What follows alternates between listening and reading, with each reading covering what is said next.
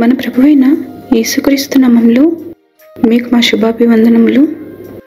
ఈరోజు దేవుని వాగ్దానము, ప్రభు యొక్క మహాశక్తిని బట్టి ఆయన యందు బలవంతులై ఉండుడి.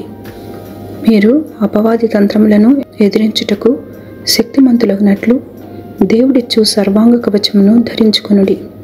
ఏలైనగా మనము పోరాడునది శరీరాలతో కాదు గాని ప్రధానులతోనూ అధికారులతోనూ ప్రస్తుత అంధకార సంబంధులకు లోకనాథులతోనూ ఆకాశ మండలమందున్న దురాత్మల సమూహములతోనూ పోరాడుచున్నాము. ఎఫెసీయులకు 6వ అధ్యాయము 10, 11, 12 వచనాలు. Be strong in the Lord and in the strength of His might. Put on the full armor of God, so that you will be able to stand firm against the schemes of the devil.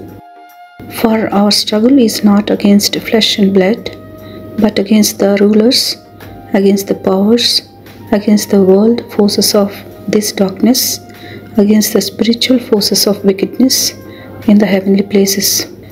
Ephesians chapter 6 verses 10, 11 and 12. ప్రార్థన. ప్రేమగల తండ్రి, మాకు సహాయకుడవై మా ప్రాణములను ఆదరిస్తున్నందుకు వందనాలు. ఆపదలన్నిటి నుండి మమ్మల్ని విడిపించి మంచి కాపరివై ఆదుకుంటున్నందులకై వందనాలు. ఇరుకులో, కష్టంలో, ఇబ్బందిలో మేము మొరపెట్టినప్పుడు మా ప్రార్థన ఆలకించి మాకు నెమ్మదినిమ్మని యేసునామంలో వేడుచున్నాము తండ్రి. Amen. Have a blessed day. God bless you.